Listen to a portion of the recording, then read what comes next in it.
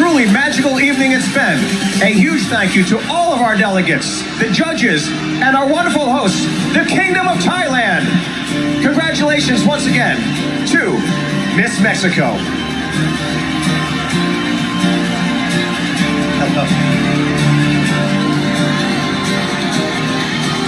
I hope to see you all in Puerto Rico in 2026, ladies and gentlemen.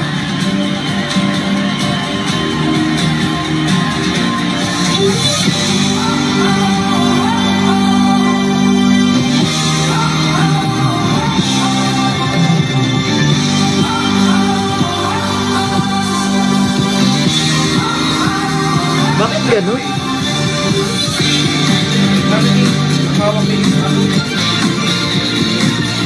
Telemundo.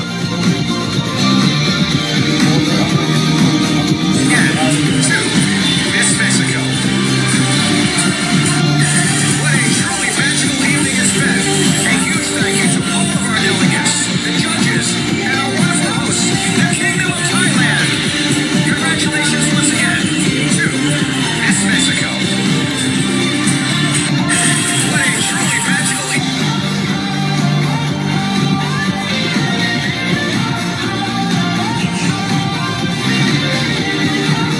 What can you say?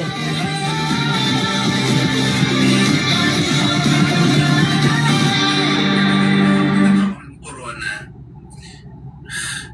So actually, hindi tayo nakakalugod for Atisa because we know that she performed. Tama. She should have been at least second runner-up. Cote d'Ivoire, biggest injustice. What happened? What happened? Diba? My gosh. Aray ko.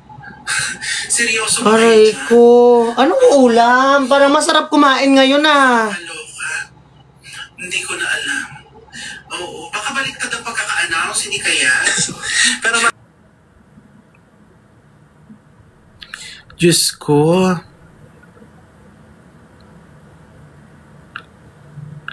My God.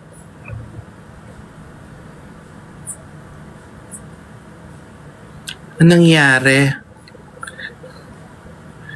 Yan talaga ang, wow, that's politics.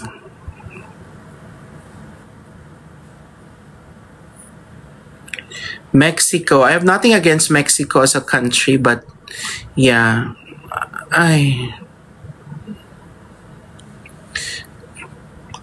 Ewan ko ba? Inilaban tayo ni Atisa Manalo. That's the most beautiful thing that happened here, and we're so proud of Atisa. Maraming salamat Pilipinas for supporting our queen. Hindi ko alam ang nangyari po dito hindi ko po alam ang nangyari dito sa cooking show na ito, pero it's very unfortunate that we've witnessed this. Hi Super Nathan, thank you sa pag-gift. I don't know. The result is just not only bias pero talagang cooking show. Cooking show at its finest, 'di ba? Hindi ko makita. I don't know. I cannot convince myself. I cannot believe. Yeah.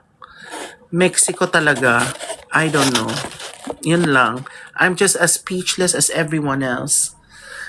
Hay, ano ba yan? Bakit ganon? Hindi deserve. But congratulations Atisa Manalo. Pang ilan tayo guys? Third runner-up. Ang dami nating third runner-up na ha. Sana binigay nyo naman sa amin yung second runner-up. Cote d'Ivoire, biggest injustice. Kitang-kita sa mukha ni Cote d'Ivoire yung pagkagulat. Yun. Thank you sa mga new followers natin. Salamat sa mga nagbigay ng gifters. Sa lahat na nagbigay ng gifts. Hindi ko alam ang nangyayari sa lutuan na to. Ano kaya ang niluto nila? Sana ibinigay na nila kay Vina. Ay, nako. Ay, nako.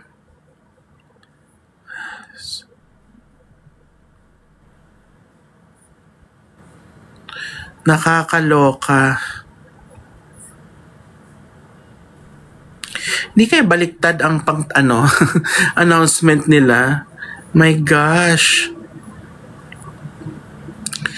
May-ari ng franchise is Mexico. Yeah, I know, but does it have to be like that? My gosh. Baka baliktad ang pagkaka-announce. Hindi kaya, guys. Can you please enlighten me? Hindi ko alam kung paano actually, hindi ko alam kung bakit siya nakapasok sa top 12. Pinagbigyan ko sa top 12 because I feel like, syempre, Telemundo, diba, Mexico, Latik, so ibinigay. Pero hanggang top 5, at talagang ipinanalo nyo pa. Grabe kayo. Paano? Paano nanalo yan? At kitang-kita natin ang pagkadismaya ng crowd. Rinig na rinig natin na halos mawala ang crowd. Narinig ko ang mga boo. Diba? Nakakasad po. Nakakasad. Pero ang hindi nakakasad, Atisa performed really well. She made us very, very proud. Thank you po sa lahat ng mga nagbigay ng naamoy nyo ba? Di ba nakakaloka? Ay, nako.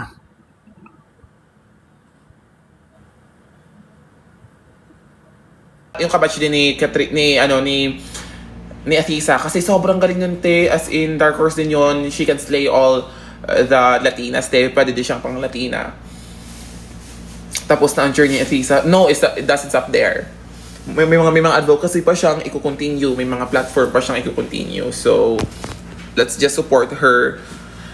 Pero feel ko, I believe na grabe. Hindi ko in-expect talaga. Ano ba yun? Mexico. Mexico. Ayun ang award. Pero yeah, it's okay. Everything happens for a reason, di ba nga? Napamura ako. Te, napamura ako kanina, te. As in, hindi ako... Congratulations. Kaloka? Kaloka, te. Wala. Pero yeah, let's just pray for the better. Te, ano itong sara, te? Sinagan kita. Pwede man. Sige, mabakal ka sa laman. Abi, ukot-ut may magka... Ay, gago. Ano yun? Taulog. Or adobo, tama no? Yung ko na adobo. Ay, sabaw-sabaw siya. So yun, okay lang yun. Go lang. Bye-bye. Yun, go lang.